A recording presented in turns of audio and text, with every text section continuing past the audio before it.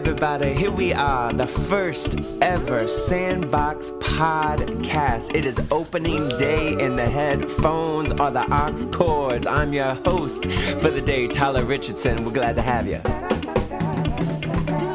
Coming to you live from the good land, we are here with the Sandbox podcast. This is our first one in a form of sorts, because we actually did this entire podcast and then I deleted it because I hated literally everything I sounded like and said. And so I thought, why not come back, set it up all around again for a version 2, but version 1 to you.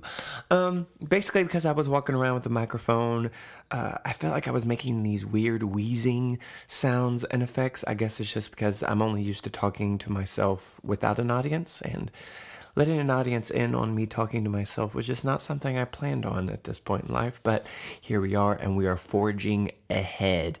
Now, for those of you wondering, what is this blasted Sandbox podcast? What's the point? Why do I need to listen to this in the world and the echelon of all these other podcasts? Well, basically, we're a leadership in sorts of a podcast. And this is what I mean by leadership in sorts. There's plenty of leadership podcasts that are going around. And in my opinion, the best leadership podcast guru / awesomeness that you can possibly imagine would be a leadership podcast called Craig Groeschel. Craig Groeschel, well, he's not the name of the podcast. He's the host. I actually don't know the title, but if you look it up in that search bar icon, it's usually in the right top hand corner. It looks like a magnifying glass. You can click on it, you can type something, and it will help you find what you're looking for. In this situation, you're looking for Craig Groeschel. Don't ask me how to spell it, but a leadership podcast will then flip forward in the magical box of internet that you hold, and it will take you to his amazing brain. You listen to him, and every scenario he comes up with and talks about, you've either been in it or you'll probably be in it in about the next 5 minutes. So I promise you it's worth listening to. But other than just normal leadership style, personal growth vibe, this is a podcast to learn how to lead other leaders. Now, here's where that's different. I don't know if you've ever come into contact with this, but I, on several occasions, probably not several, I'm probably overreaching for the sake of podcast ratings, but I have, in my life, seen a leader who is very, very gifted at leading people, very gifted at bringing a group together, very good at people just jumping on board with whatever they say, and sometimes not for the best, but it is what it is. But for some reason, the coworkers or maybe people that work closely in the tight-knit communities behind the scenes with that specific leader don't really have the best view of that individual for one reason or another. And I think the root reason that spawns off these types of attitudes and viewpoints is that it's something totally different to lead people than it is to lead leaders. And we're getting into a day and age where everybody's a leader, and in genuine fashion, everybody is a leader, whether they realize it or not, or whether they realize it too much. It's still the matter of the fact that so many people are really walking in the fullness of the leadership capabilities, and some with titles and some without. And so now it's a game of trying to figure out, well, how do I now lead the fellow leaders around me? Obviously, I have a certain sphere of influence that I lead, but sometimes the lines get crossed and we have to work together, or maybe we have to report to one another, or maybe we both have to report to the same person, and it goes through all these different circles and facets where we have to learn how to lead. And I think for a long time, we've just kind of learned to lead coexistently. That's I'm for sure that's not a word, but you definitely caught the picture. I know you did. And so basically, instead of just coexisting with other leaders, how do you lead other leaders without the natural who is he talking to, or what? Jeez, she is definitely drinking the Kool-Aid, whatever it is. How do you beat and overcome that to a world of not just mutual respect, but also mutual following? And I think that's what's really tricky. Not just mutual respect, where we just kind of leave everybody to their own wheelhouse, but how do we have a mutual following with each other? And that's what we want to try and learn in these podcasts. We're going to try and have some guests come in and probably give away prizes like sour gummy worms from your local gas station, or um, that's all that's coming to my mind right now. So we'll probably just stick to the gummy worms for now. And in the future, I'm sure it'll be bananas. Probably some of those cups with custom labels that you get, and you're so excited, like at football games, but then they stay in your cupboard and you've never used them except that one time you needed a quick glass of water. You get the vibes. So one of the first things I kind of wanted to do in this podcast before we broke into other angles, and all those angles, that we're going to break down the types of characters you come into contact with. And the reason I'm using the framework of characters is we're going to put all in a very sandbox centric attitude. And that's from way in our younger years, when we were all in either forced play dates, or maybe we tried to build a do-it-yourself sandbox in your backyard that got black and spider infested in 48 hours, or maybe you were the fancy rich kid with the turtle sandbox from Walmart that you got the cool lid for, but you probably never put it on and got yelled at. But there's something about learning how to play well, or in our case, lead well with others. You like that? Yeah. It took me a long time to come up with that one. And so this is all going to be, so in sandbox centric, so we're going to come up with different characters. So you're going to have the newbie, you're going to have the bully, you're going to have the control freak, you're going to have the Miss Priss, you're going to have all those different characters that we're going to address down the line and figure out a way where we can co-lead each other well. Not just coexist, but we can co-lead each other very, very well. And we're going to do all of that under an umbrella that I call the two-test logic. Okay? Two-test logic.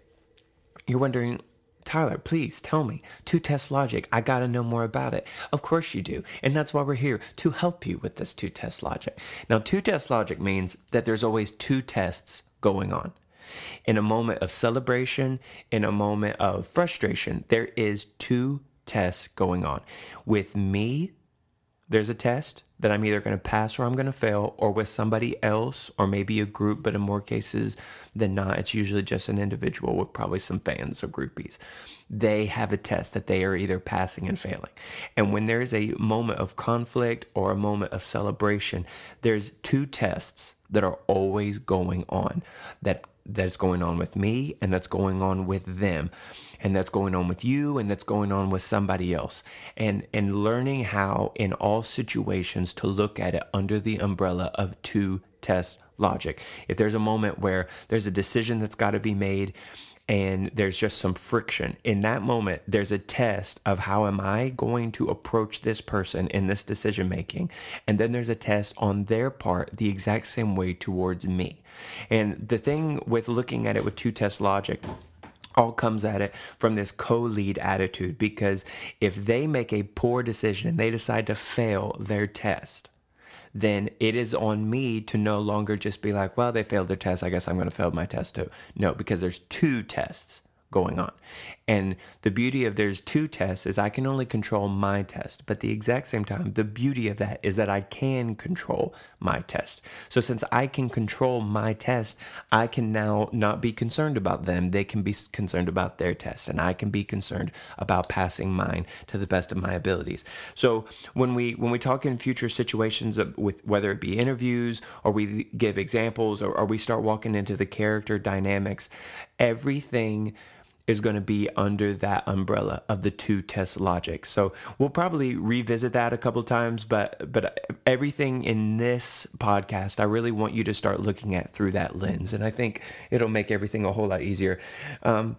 Because when you walk into the sandbox of leadership, whether you're walking into a new scenario or you're leaving a scenario, or maybe you've been in one for a very, very long time, we're always faced with the attitude of, are we going to be a part, or are we going to be in charge?